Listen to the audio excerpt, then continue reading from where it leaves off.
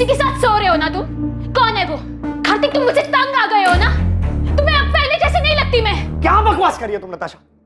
You know baby, I love you. तुम्हारे अलावा मेरी लाइफ में और कोई नहीं है। झूठ मत बोलो मुझसे। दूध पीती बच्ची नहीं हूं मैं जो तुम्हें समझ ना पाऊं। सब जानती हूं मैं कार्तिक, और सच्चाई एक्सेप्ट कर ली है मैंने। बस नाम बताओ कौन है वो? Stop it now. मैं तुमसे प्यार करता हूं, इसका ये मतलब नहीं तुम जो भी बकवास करोगी मैं चुपचाप सुन लूंगा। ये रोज रोज के नखरे से मैं परेशान हो गया हूं। हाँ, परेशान तो हो गई मुझसे। कोई और जो मिल गई है तुम्हें। छुटकारा पाना चाहती हो ना तुम मुझसे हमेशा के लिए?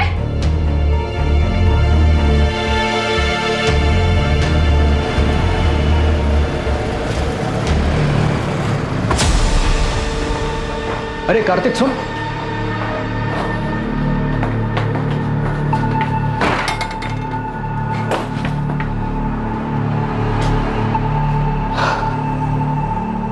क्या बात है कार्तिक, इतना परेशान क्यों है?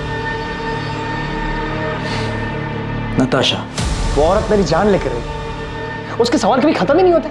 कहां गए थे, किसके साथ थे, इतनी देर क्यों हुई, और आज तो किसके साथ सो रहे हो? एक मिनट का सुकून नहीं है घर पर। इसे आराम से समझाने की कोशिश कर, शायद मान जाएगी। अरे वो कुछ सुनने को तैयार हो तब जाके समझाओ ना यार। तंग आ गया हूं उससे। मैंने डिसाइड कर लिया, इस बात का सॉल्यूशन निकालना ही होगा। बीमारी का इलाज जड़ से हो तो ही अच्छा है।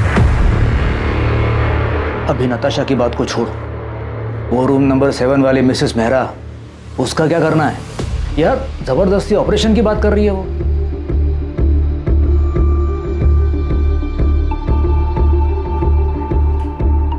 क्या हुआ? आप बहुत डिस्टर्ब लग रहे हैं। इसमें कौन सी नई बात है? फिर से झगड़ा हुआ क्या? हाँ, मेरी जिंदगी में एक ही तो परेशानी है। उसे हम पर शक है क्या? कार्तिक की बात अगर सच निकली तो क्या सच में उसका अफेयर नहीं हुआ था? मैं अपने पति को अच्छी तरह से जानती हूँ। मुझसे उब गया है, छुटकारा पाना चाहता है वो मुझसे, पर मैं ऐसा कभी होने नहीं दूंगी। मैं तुम्हारे साथ हूं नताशा। आगे जो कुछ भी करना है सोच समझ के करना होगा।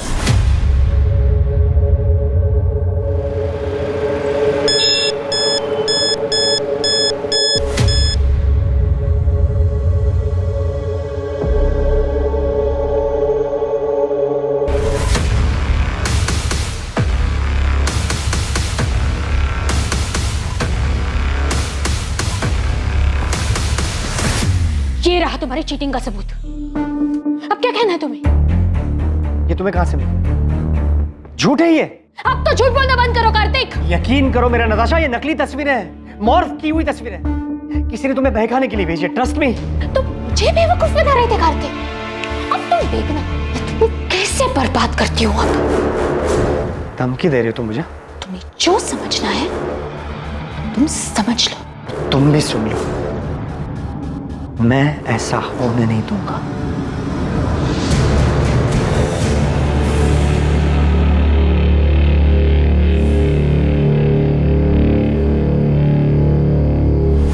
नहीं हुआ।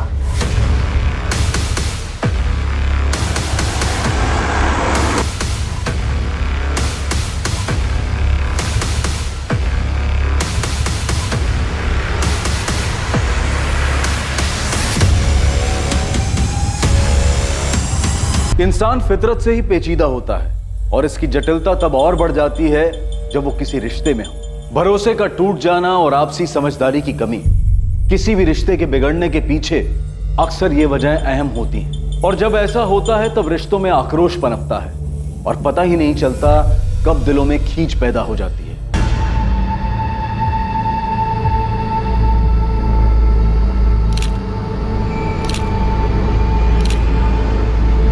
सर, विक्टिम को स्टैब किया गया है। गला दबाने के निशान भी साफ दिखाई दे रहे हैं और चेहरा भी बिगाड़ दिया गया है ताकि विक्टिम की पहचान को छुपाया जा सके। बॉडी पर और कोई भी जेवर नहीं सिवाय इस ब्रेसलेट।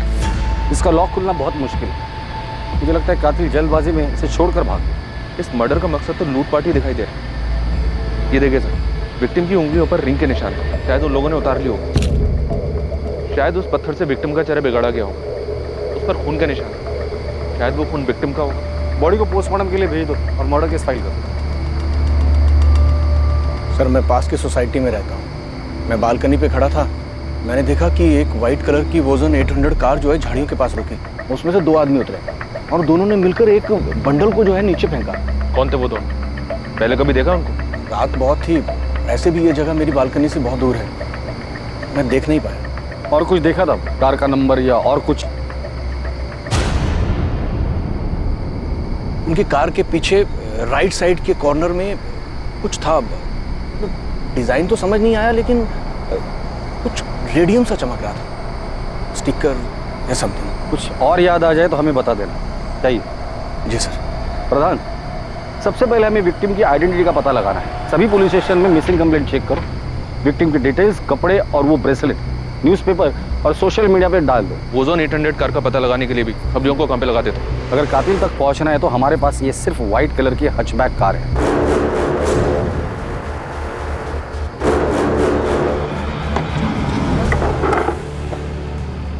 राजीव, किसी को शक तो नहीं होगा ना कि ये गाड़ी मेरी थी? तो टेंशन मत ले, अगर हम शांत रहेंगे ना तो किसी को कुछ नहीं पता चलेगा, समझा? और ये गहने का क्या करना है? तू रख ले, इस काम का इनाम समझ। बस ध्यान रखना, कहीं ना भी बेचने की कोशिश भी मत करना।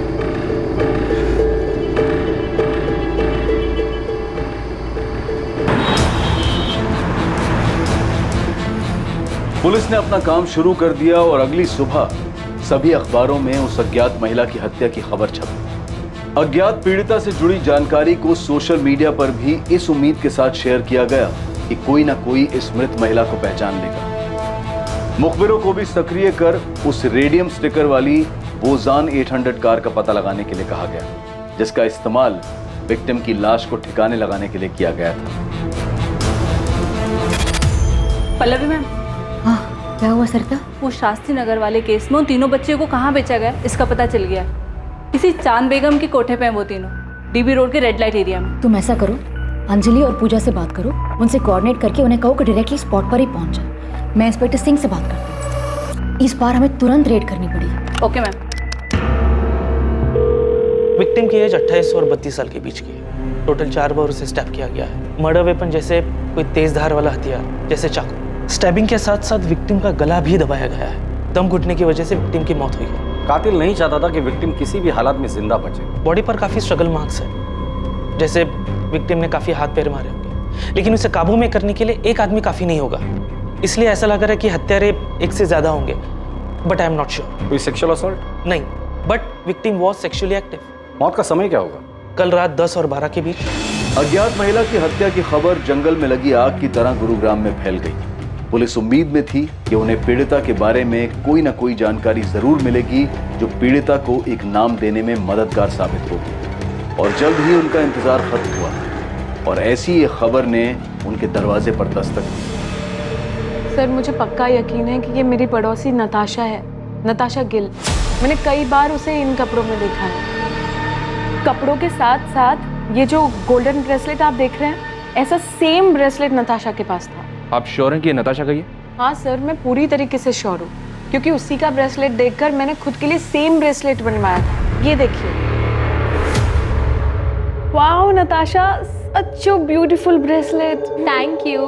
मैंने ना स्पेशली डिजाइन चूज करके बनवाया था। क्या मैं सेम डिजाइन का ब्रेसलेट खुद के लिए बनवा लूं? Sure, why not? आपने बताया कि नताशा आपके पड़ोस में रहती है? हाँ सर, इनफैक्ट यहाँ आने से पहले मैंने नताशा के घर जाकर चेक भी किया था।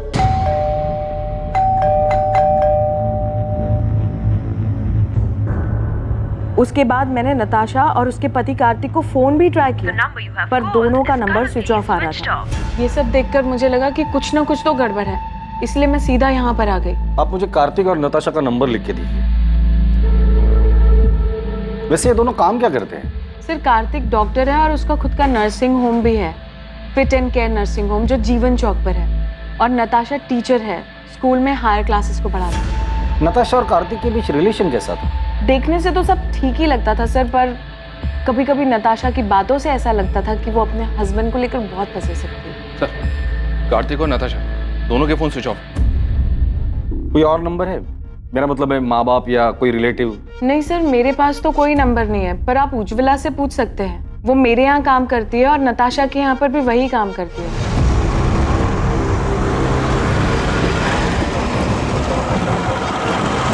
हाँ साहब, मैं ही नताशा दीदी और कार्तिक साहब के घर काम करने जाती हूँ। आज सुबह भी गई थी, उनका घर बंद था, लेकिन अक्सर ऐसा होता है कि वो लोग काम के लिए जल्दी निकल जाया करते थे, इसलिए साहब मुझे कुछ भी अजीब नहीं लगा। नताशा और कार्तिक के घर वालों के बारे में कुछ जानती हो?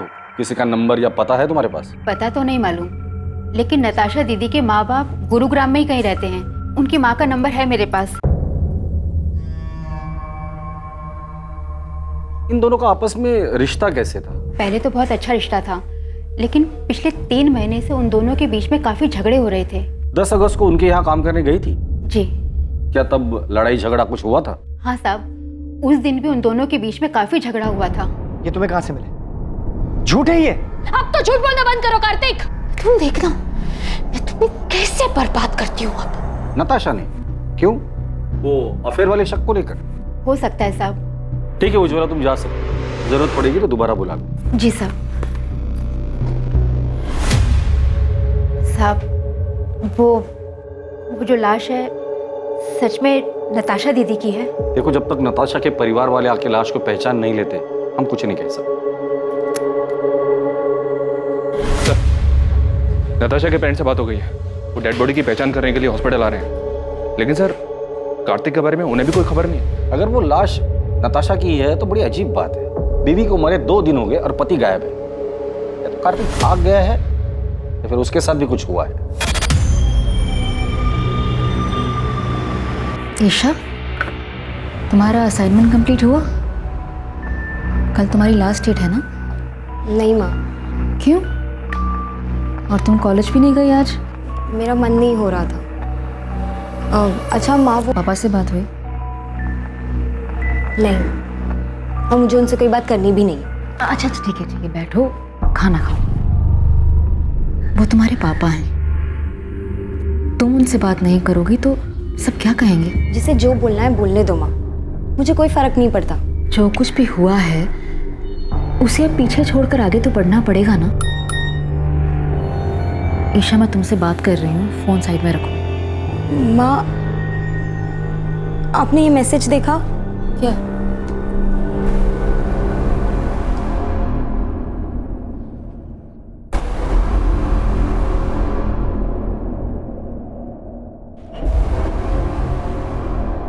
ये आपकी बेटी नताशा के?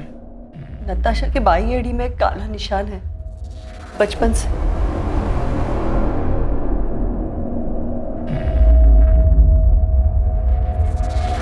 नताशा, नताशा, नताशा, नताशा। सर, 4 साल पहले नताशा को मलेरिया हुआ था। तब हमने कार्तिक के नर्सिंग होम में ही उसी की एडमिशन की थी। कार्तिक और नताशा पहली बार वहीं पे मिले थे। हमें उनके रिश्ते के बारे में बहुत बाद में पता चला। कार्तिक मुझसे 12 साल बड़ा हुआ तो क्या हुआ, उसे क्या फर्क पड़ता है? हम एक दूसरे से बहुत प्यार करते हैं, ये काफी नहीं है? नताशा, तुम अभी समझ नहीं रही हो। 12 साल बहुत होते हैं, और फिर कार्तिक की एक बार पहले शादी हो चुकी है। तुम्हें उससे बेहतर लड़का मिल जाएगा। मुझे बेहतर लड़का नहीं चाहिए पापा, मुझे बस कार्तिक चाहिए। मैं कार्तिक से प्यार करती हूँ। नताशा, तुम हर वक्त अपनी मनमानी नहीं कर सकती। आखिर समाज में भी हमारी कुछ इज्जत है। पापा प्लीज एक बार सोच कर तो देखो, कार्तिक में क्या कमी है? कार्तिक अच्छा लड़का है, अच्छा कमाता है, डॉक्टर है, और सबसे बड़ी बात वो मुझसे बहुत प्यार करता है। Can I interrupt sir? Sir, मैं आपसे वादा करता हूं मैं नताशा का ख्याल रखूं, आपको कोई शिकायत का मौका नहीं दूंगा। तुम्हारा पहले डाइवोर्स क्यों हुआ था?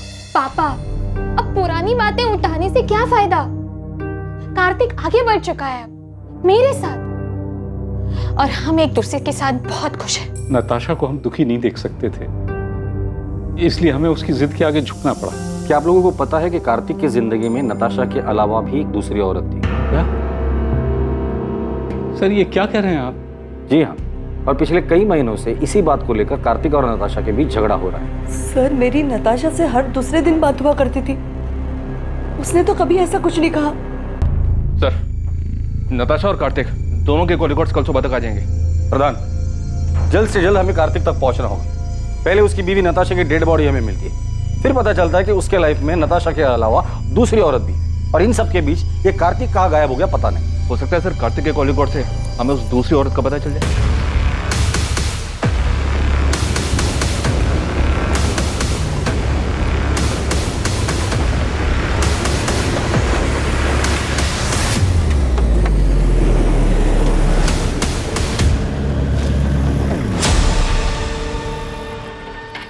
क्या भाई, कब से देख रहा हूँ पीछा कर रहा है मेरा।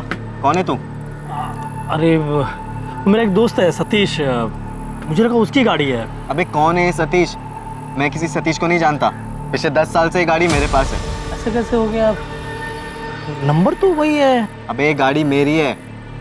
टाइम बर्बाद कर रहा है मेरा। चल निकल। फिर मुझसे ही गलती हुई होगी, नंबर गलत याद होगा। सॉरी। हाँ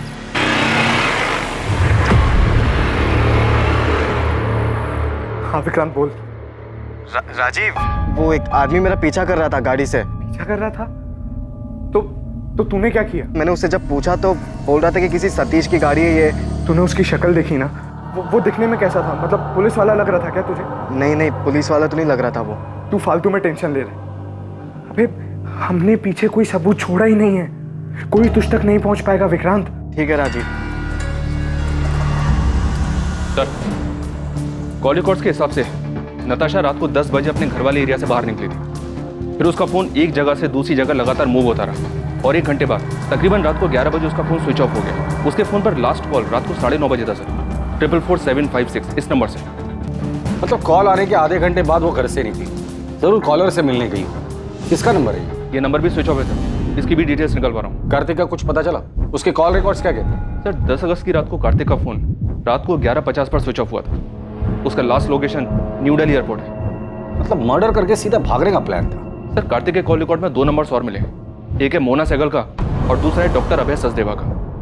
कार्तिक ने फोन स्विच ऑफ करने से जस्ट पहले इस डॉक्टर अभय सचदेवा को कॉल किया था। ये अभय उसी के नर्सिंग होम में उसके साथ काम करता है। और ये मोना? ये भी कार्तिक के नर्सिंग होम में नर्स है सर। कार्तिक और मोना के बीच पिछले 3 महीनों से काफी बातें हो रही थी। कार्तिक का जिसके साथ अफेयर चल रहा है वो दूसरी औरत मोना ही है। पता नहीं इस मोना को पुलिस स्टेशन बुलाओ और तुम फिट एंड के नर्सिंग होम में जाकर डॉक्टर अभय से मिलो और कार्तिक के बारे में पता करो। नताशा का मर्डर हो गया? कब? कैसे? और कार्तिक, क्या उसे पता है? ये तो आप बेहतर बता सकते हैं। आप क्या कह रहे हैं सर? 10 अगस्त की रात को 10 से 12 के बीच नताशा का मर्डर होता है और उसी दौरान कार्तिक आपको कॉल करता है। काम हो गया? हाँ हो गया। उसकी लास्ट लोकेशन एयरपोर्ट है और उसके बाद से उसका फोन स्विच ऑफ है। कहाँ छुपा हुआ है कार्तिक? सर कार्तिक सर मुंबई गए हैं मेडिकल कॉन्फ्रेंस के लिए। 10 तारीख की रात की उनकी फ्लाइट थी। मेडिकल कॉन्फ्रेंस के लिए गया तो फोन क्यों स्विच ऑफ? सर मुझे नहीं पता, बल्कि मैंने और अभय सर ने तो कई बार उनका नंबर ट्राई किया है। अच्छा, तुम्हारे और कार्तिक के बीच रिलेशन क्या है? वही सर जो एक डॉक्टर और नर्स के बीच में होता है। ये तुम दोनों के कॉल रिकॉर्ड। नर्सिंग होम में दिन भर काम करने के बाद हर रात इतनी देर किस बात पर डिस्कशन करते हो तुम दोनों? नताशा को मारने का प्लान तुम दोनों ने मिलकर बनाया था? नहीं सर, ऐसी कोई बात नहीं है। ऐसे कैसे कोई बात नहीं है डॉक्टर अभय? कार्तिक ने उस रात को लास्ट कॉल आपको ही किया था। जी वो नर्सिंग होम की सप्लाईज के बारे में बात करनी थी। क्या बात करनी थी? कंसाइनमेंट डिले हो गया था ना, उस बारे में। किस चीज का कंसाइनमेंट? कहाँ से आने वाला था और कब आने वाला था? जी वो डॉक्टर अभय, आप झूठ बोल रहे हैं। अभी आप हमें सीधी तरह से बताइए कि कार्तिक ने नताशा के मर्डर के बारे में आपको क्या बोला? आप गलत समझ रहे हैं सर। मैं आपको सब सच सच बताता हूँ। हमारे हॉस्पिटल की एक नर्स ने एक पेशेंट को गलत दवाई दे दी थी, जिस वजह से उसकी कंडीशन बहुत सीरियस हो सकती थी। वो तो फॉर्चुनेटली टाइम पे पता चल गया और सब संभल गए। सर यही चेक करने, कंफर्म करने के लिए कार्तिक ने मुझे कॉल किया था। तो मतलब मर्डर के साथ साथ आप लोग मेडिकल नेग्लिजेंसी को भी कवर अप करते हैं? हाँ सर, मैं मानती हूँ कि मेरा और कार्तिक का अफेयर है, लेकिन नताशा के मर्डर के बारे में मुझे कुछ भी नहीं पता। तो मर्डर वाली रात तुम दोनों साथ में क्या कर रहे थे?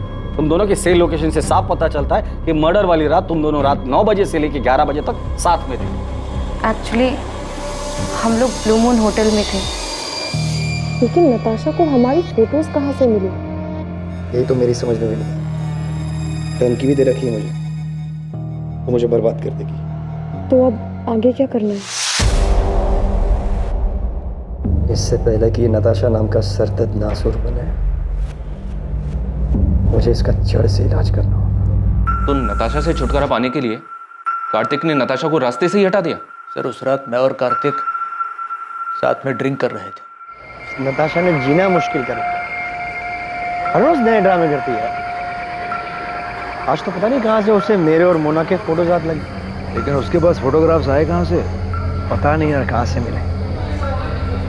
लेकिन अब इस बात का परमानेंट सॉल्यूशन ढूंढना है। मतलब कार्तिक ने नताशा को मारने की बात की थी? सर मुझे नहीं पता कि कार्तिक ने ऐसा क्यों कहा, उसके कहने का क्या मतलब था, लेकिन मैं कार्तिक को अच्छे से जानती हूँ, वो ऐसा बिल्कुल भी नहीं कर सकता। सर हमने हमारे रिलेशन को सीक्रेट रखा था, अगर किसी को ये बात पता थी तो वो बस डॉक्टर अभय है। तो क्या वो पिक्चर्स डॉक्टर अभय ने नताशा को भेजी? नहीं सर, भला मैं क्यों नताशा को कार्तिक और मोना के पिक्चर्स दूंगा, वो पहले इतना परेशान था। रही बात नताशा के मर्डर की, तो सर मुझे नहीं लगता कार्तिक ऐसा कुछ करेगा। कार्तिक मुंबई में जिस मेडिकल कॉन्फ्रेंस के लिए गया है, वहाँ किसी को बोल के उससे बात कर सकते हैं आप? सर कार्तिक का पता चल गया है, वो अभी मुंबई में ही है, बात हो गई है उससे, वो यहाँ गुरुग्राम के लिए निकल रहा है। कार्तिक को तो पता ही नहीं है कि उसकी वाइफ नताशा का मर्डर हो चुका है। जब उसको बताया काफी चौंक गया था। क्या वाकई में कार्तिक सच बोल रहा था? क्या वाकई उसे नताशा की मर्डर की कोई खबर नहीं थी? और अगर कार्तिक को इस बारे में कुछ पता नहीं था तो उसने पिछले 2 दिन से अपना फोन क्यों ऑफ कर रखा था?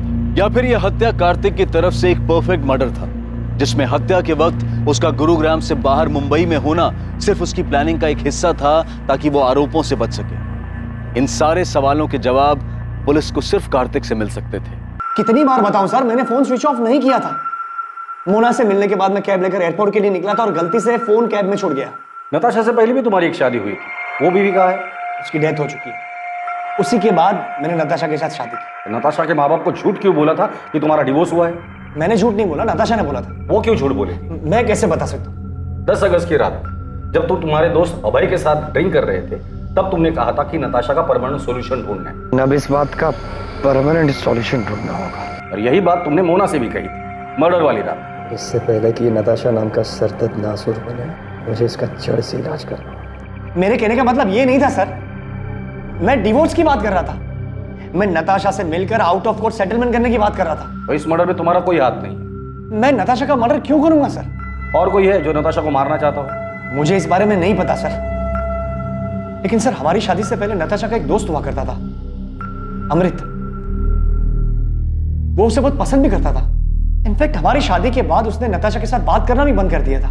हाँ सर, मैंने उससे बात करनी बंद कर दी थी क्योंकि मैं नताशा को पसंद करता था, लेकिन नताशा कार्तिक से प्यार करती थी। उस वक्त मैं ये देख नहीं पाया और मैंने उससे बात करनी बंद कर दी। और फिर 3 साल बाद तुम दोनों में बातें शुरू हो।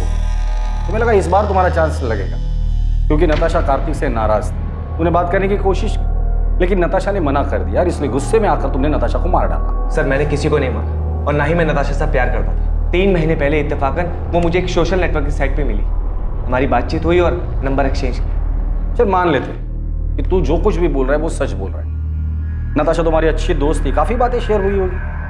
तुम्हें क्या लगता है नताशा को किसने मारा होगा? सर वो सब मुझे नहीं पता, लेकिन मैं इतना बता सकता हूँ कि नताशा ने तय कर लिया था कि वो कार्तिक के ऊपर चीटिंग का केस करे। उसे बर्बाद करना चाहती थी। हो सकता है कार्तिक उसे अपने रास्ते से हटाना चाहता है।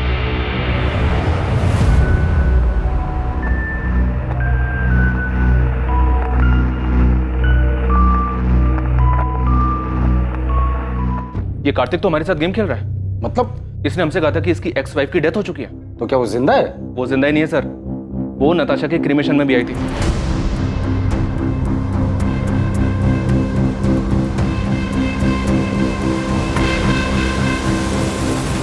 पल्लवी गिल, कार्तिक की एक्स वाइफ। कार्तिक ने हमसे ये क्यों कहा कि उसकी एक्स वाइफ की डेथ हो चुकी है? मुझे नहीं पता। हमारे रिश्ते के बारे में सभी लोग जानते हैं, कुछ छुपा नहीं है इसमें। नताशा भी हमारे रिश्ते के बारे में जानती थी। अब लोगों को डिवोर्स क्यों हुआ? डिवोर्स नहीं हुआ है हमारा। मतलब आप दोनों का डिवोर्स नहीं हुआ था और उसके बावजूद कार्तिक ने नताशा से शादी कर ली थी? मैं जानता हूं तुम्हें हर्ट कर रहा हूं, लेकिन अब और धोखे में रखना नहीं चाहता। कार्तिक हम तो एक साथ खुश थे ना, फिर ये अचानक से क्या हो गया? पल्लवी, मैं नताशा को शादी करने का वादा कर चुका। कार्तिक अपना मन बना चुका था। वो नताशा से प्यार करता था और मेरे पास उसे रोकने की कोई वजह बची नहीं थी। आप दोनों की शादी कब हुई थी? 2007 में लव मैरिज थी। दोनों का कोई बच्चा? अच्छा माँ, वो पापा से बात हुई? नहीं। वैसे नताशा की वजह से आप दोनों की शादी टूटी थी, तो नताशा के लिए आपके दिल में रंजिश तो रही होगी। नताशा के लिए रंजिश रखकर मैं क्या करती? मैंने जो किया था उसका किया तो भुगतना ही था। मतलब मैं कार्तिक की पहली बीवी नहीं हूँ ना, मैं उसकी दूसरी बीवी हूँ। क्या? तो उसकी पहली बीवी कौन है और कहाँ है? गीता नाम है उसका, रोहतक से है वो। जब कार्तिक मुझसे मिला था वो शादीशुदा था, हमारे बीच में प्यार हुआ, मैं उनके बीच में आ गई थी, तो उसने गीता को डिवोर्स दे दिया। मतलब आप कह रही है कि कार्तिक की 3 शादियां हो गई है और उसके बावजूद अभी उसका किसी और के साथ अफेयर चल रहा है? कार्तिक हमेशा ऐसे ही खुदगर्ज था, बस मैं प्यार में अंधी हो गई थी। गीता कार्तिक की पहली बीवी, उसका एड्रेस है आपके?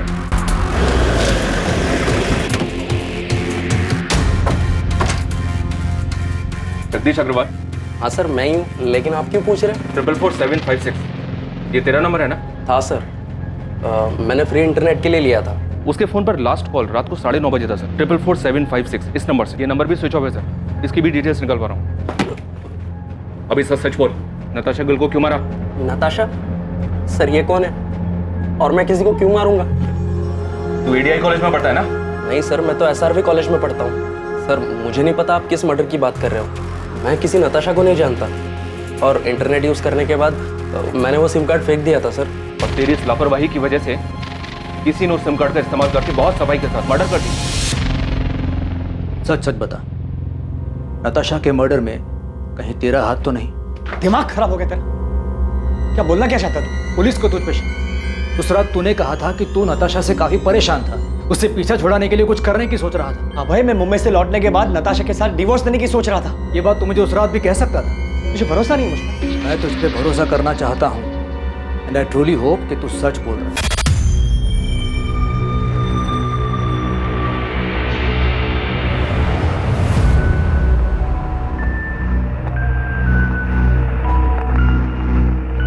कार्तिक, पुलिस को अब भी तुम पर शक है क्या? उनका शक इतनी जल्दी खत्म नहीं होगा। तो अब आगे क्या करना है? You don't worry, मैंने कुछ सोच कर रखा है।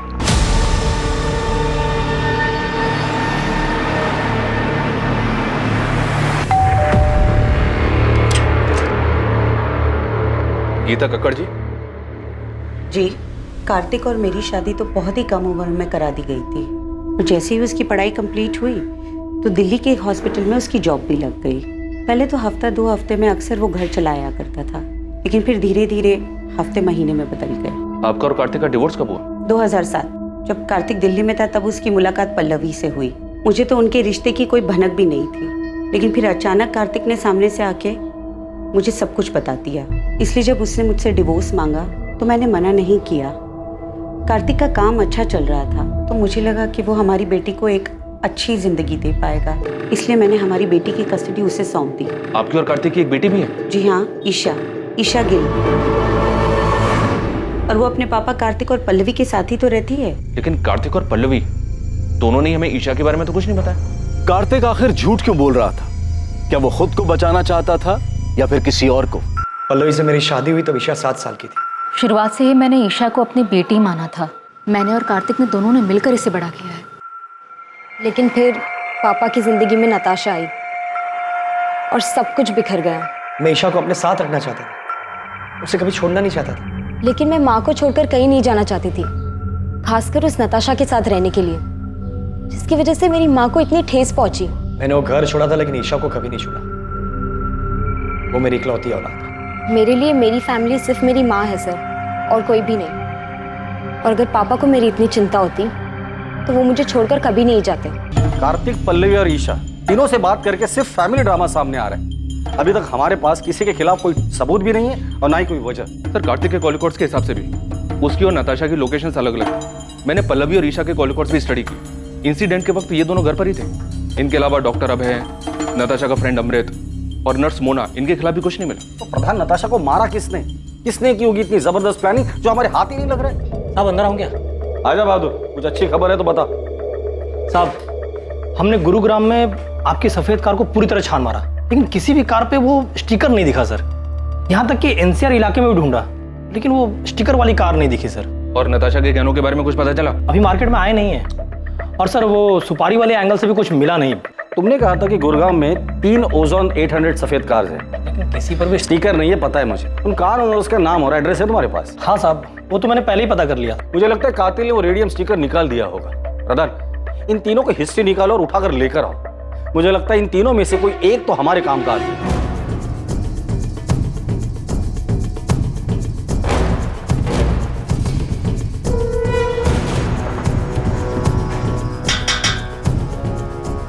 क्या हुआ सर? विक्रांत मेरा वो मेरा बेटा है। कहाँ है? वो तो गैरेज में गया है काम करने। विक्रांत जहाँ काम करता है वहाँ का एड्रेस दीजिए। सब क्या हुआ है मुझे?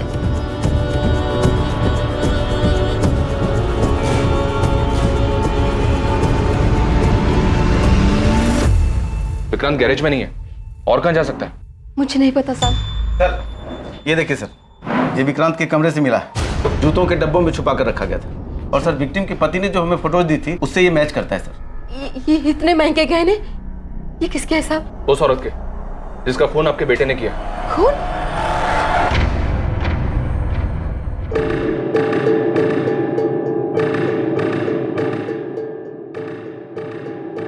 हाँ विक्रांत बोल। राजीव, अबे पुलिस मेरे घर तक पहुंच गई। तूने तो कहा था कि कुछ भी नहीं होगा। क्या बोल रहा है विक्रांत तू? अबे सच बोल रहा हूँ, बाल बाल बच गया मैं। तू अभी कहाँ पर है? एमडी नगर के वो पीछे वाली रोड पे गाड़ी में बैठा हूँ। राजीव, मुझे लगता है कि हमें पुलिस को सब सच सच बता ही देना चाहिए। तू 2-4 दिन के लिए गुरुग्राम से बाहर चले जा, है ना? तब तक मैं कोई प्लान बना लूंगा। मैं तुझे 2 दिन का वक्त दे रहा हूँ। अगर तूने मुझे इस झमेले से नहीं निकाला ना, तो मैं खुद ही पुलिस को जाकर सब सच सच बता दूंगा। सर, विक्रांत के फोन की लोकेशन डेड बॉडी मिलने वाली जगह से मैच हो रही है। टाइम भी उसी दौरान का है। विक्रांत के कॉल रिकॉर्ड से कुछ मिला? विक्रांत जिस नंबर पे रेगुलर टच में था, उन सारे नंबर्स की डिटेल्स निकलवा रहा हूँ सर। और वो मनोहर जिसने डेड बॉडी को गाड़ी से उतारते हुए देखा था, उसने बताया था 2 आदमी थे। एक तो ये विक्रांत ही है, दूसरे आदमी का पता लगाना बाकी है। विक्रांत का कुछ पता चला? विक्रांत के घर पे कांस्टेबल्स लगा दिए सर। विक्रांत और उसकी माँ का फोन ट्रैक कर रहे हैं। साहब, वो विक्रांत का पता चल गया साहब। मुझे क्या लगा था गाड़ी धोने से सबूत धुल जाएंगे। मेरी सफेद ओजोन 800 हमने फॉरेंसिक में भेज दी है, जिसमें नताशा के खून के ट्रेस मिल ही जाएंगे। इसलिए कोई भी कहानी सुनाने के बारे में सोचना भी मत। सीधे सीधे बता दे नताशा को क्यों मारा। सर मैंने उसको नहीं मारा, मैं तो उसका नाम तक नहीं जानता था। सर वो मेरा बचपन का दोस्त राजीव 9 तारीख को मुझसे मेरी गाड़ी लेकर गया था, और फिर 10 तारीख की रात को उसने मुझे कॉल किया किसी पीसीओ से और मोहल्ले के बाहर बुलाया मिलने के लिए। सर मैं फंस गया था, इसलिए मुझे उसके साथ जाना पड़ा क्योंकि मेरी गाड़ी उसके साथ थी। मैं उस औरत को नहीं जानता था सर, सच बता रहा हूँ। क्या हो गया राजीव? तेरा फोन क्या, तूने मुझे लैंडलाइन से क्यों कॉल किया था? तू अंदर आ, मैं सब बताता हूँ।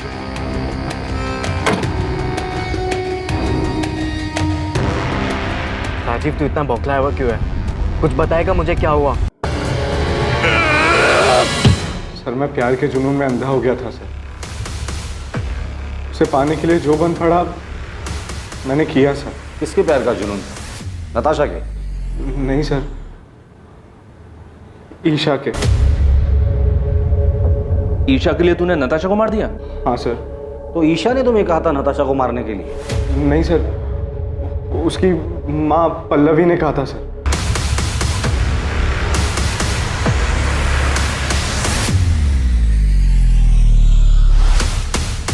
पल्लवी मुझे बिल्कुल पसंद नहीं करती थी, क्योंकि मैं उसकी बेटी के स्टेटस के बराबर नहीं था।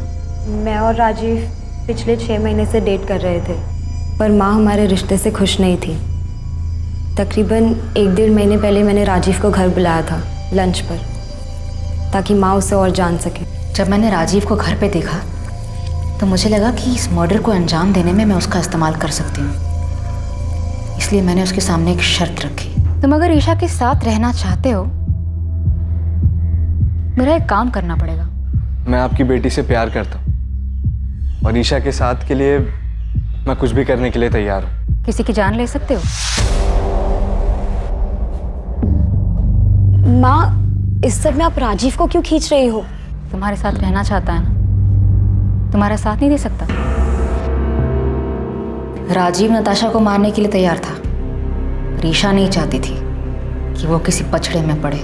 मैं उसका इस्तेमाल नहीं कर सकती। हाँ, अगर वो तुमसे प्यार करता है तो तुम्हारे लिए इतना तो कर ही सकता है। लेकिन माँ, आप ऐसे कैसे किसी और की लाइफ डेंजर में डाल सकती हो? उसका तो इन सब से कोई लेना देना भी नहीं है। थोड़ा अकल से काम लो ईशा। कल को अगर नताशा के मर्डर की बात पुलिस तक पहुंच भी जाती है तो राजीव पर हम सारा ब्लेम डाल सकते हैं। माँ, अगर ये सब बात आप ना ही करो तो बेहतर होगा। राजीव पर प्यार का भूत सवार था। वो किसी भी तरह हमारे रिश्ते पर माँ की हामी चाहता था, इसलिए उसने मेरे लिए अपने सर पर इतना बड़ा खतरा उठा लिया। वो तो उसे करना ही था, बेवकूफ़ है वो। नताशा को कैसे मारा और क्यों? नताशा को मारने के लिए उसे उसके घर से बाहर निकालना ज़रूरी था, और मेरे कुछ भी कहने से वो घर से बाहर निकलने वाली थी नहीं। उसे कुछ मजबूत चारा देने की ज़रूरत थी। और फिर मैंने उसे वो चारा दी। ईशा की माँ कार्तिक और मोना के बारे में सब जानती थी, उसे सब पता था उनके अफेयर के बारे में।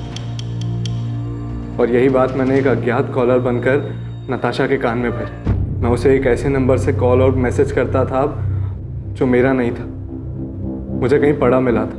और आगे का प्लान ये था कि धीरे धीरे मैं नताशा का विश्वास जीत लूँगा। और इन सब के लिए मुझे कार्तिक और मोना की एक पिक्चर चाहिए थी।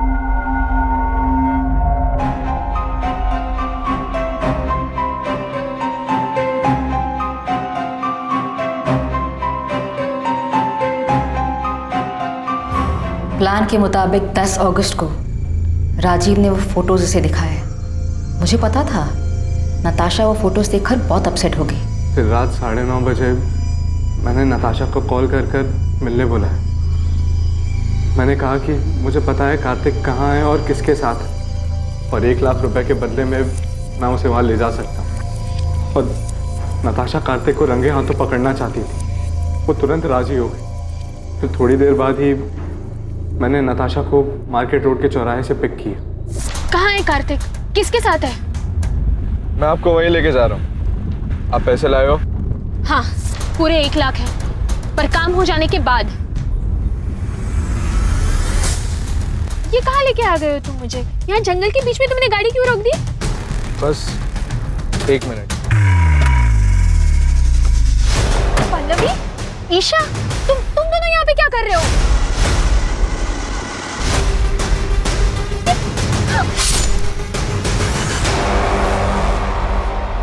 क्राइम कैसे हुआ ये तो आपने हमें बता दिया, पर एक सवाल अब भी बाकी है पल्लवी जी। क्यों? वजह क्या थी नताशा को मारने की? कार्तिक मेरा था, कानूनी तौर से भी और मन से भी। वो मेरा पति था और नताशा ने उसे मुझसे छीन लिया था, इसलिए मुझे उसको अपने रास्ते से हटाना था। लेकिन आप दोनों तो बहुत साल पहले अलग हुए थे, तो फिर क्यों? क्योंकि मैं कार्तिक को बहुत अच्छी तरह से जानती हूँ। शादी के दौरान भी उसकी कई सारे अफेयर्स हुए, पर हर बार वो मेरे पास लौट कर आया था। और नताशा आने के बाद वो लौट कर नहीं आया? हाँ, पता नहीं उसने क्या जादू कर दिया था।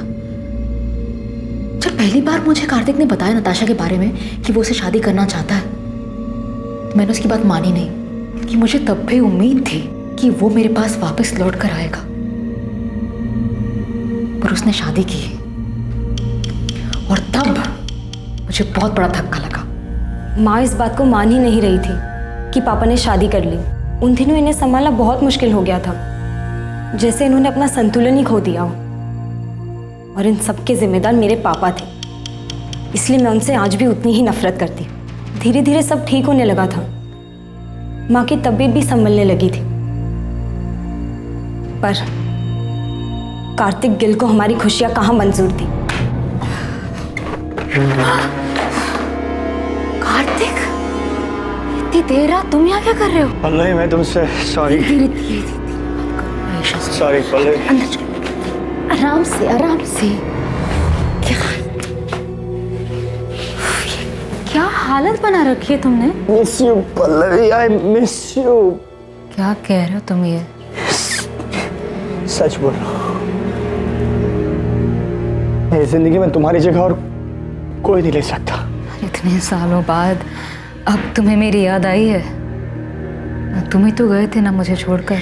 गलती हो गई मुझसे। मैं देखो आज वापस भी तो आया हूँ। आज मेरे पास सब कुछ, नताशा, मोना, फिर भी मैं बहुत अकेला हूँ। I love you, I love you। Kartik के साथ वो रात गुजारने के बाद मेरी समझ में आ गया था कि कार्तिक अब भी मुझसे प्यार करता है, और नताशा ही हमारे रास्ते का कांटा थी। इसलिए नताशा को रास्ते से हटाने का प्लान तुमने बना लिया, और उसमें ईशा को भी शामिल कर लिया। क्या माँ, आपको समझ भी रहा है आप क्या सोच रही हो? तुम नहीं समझ रही हो मैं क्या बोल रही हूँ? नताशा के जाने के बाद सब कुछ पहले जैसा हो जाएगा। हम सब लोग खुशी खुशी रहने लग जाएंगे। तुम्हारे पापा भी हमारे साथ रहेंगे। माँ प्लीज संभालो खुद को और मेरी बात को समझो। ये सब करने का कोई फायदा नहीं होगा माँ। पापा लौटकर नहीं आने वाले। प्लीज मेरी मदद करो। मैं अपनी माँ की तरह सपनों में नहीं जीती। मैं जानती थी ऐसा कुछ नहीं होगा। पापा की फितरत बदलने वाली नहीं थी। जब तुम्हें ये सब कुछ पता था तो माँ का साथ क्यों दिया? क्योंकि ये मेरी माँ है। बचपन से सिर्फ इन्होंने ही मुझे प्यार दिया है। मेरे अपने माँ बाप तक को मेरी कोई फिक्र नहीं है। इन्होंने कभी मुझे अकेला नहीं छोड़ा। और जहाँ तक बात नताशा की थी, तो मेरी माँ की हालत के जिम्मेदार वही है। उसी ने हमारा घर तोड़ा था। सच कहूं,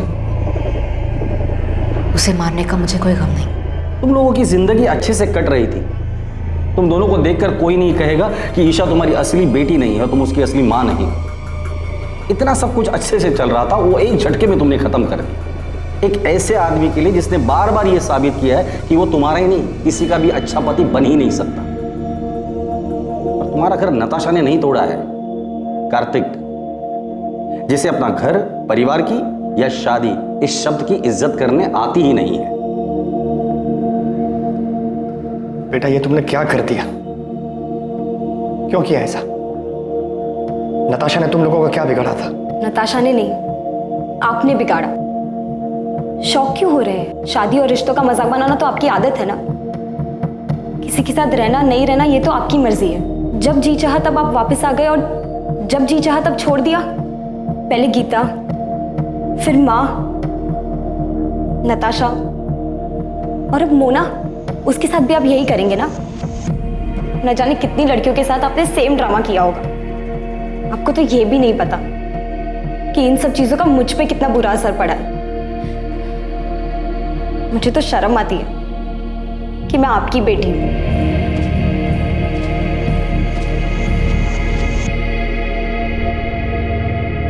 पल्लवी गिल, उसकी बेटी ईशा गिल और ईशा के बॉयफ्रेंड राजीव वालिया को नताशा की हत्या के आरोप में आईपीसी की धारा 302 और सबूत मिटाने के लिए आईपीसी की धारा 201 के तहत बुक किया गया है। राजीव का फ्रेंड विक्रांत मेहता, जो कि अपराध में इस्तेमाल हुई कार का मालिक था, उस पर आईपीसी की धारा 201 के तहत आरोप लगा है। पल्लवी हर हाल में कार्तिक को पाना चाहती थी, जिसके लिए उसने बिना कुछ सोचे समझे नताशा की हत्या कर दी। पल्लवी भावनात्मक रूप से उस हद तक पहुंच गई थी जहां तर्क और समझदारी बेकार लगने लगे थे, जहां पल्लवी को अपराध ही एकमात्र जरिया दिखाई दे रहा था और उसने इस जुर्म में ईशा को भी भागीदार बना लिया। बेशक पल्लवी गलत थी, लेकिन वो अकेली गलत नहीं थी। अगर ईशा चाहती तो अपनी मां को समझाकर इस जुर्म को होने से रोक सकती थी, लेकिन उसने भी अपने अंदर की कड़वाहट के कारण समझदारी, लॉजिक और कॉमन सेंस को दरकिनार कर दिया।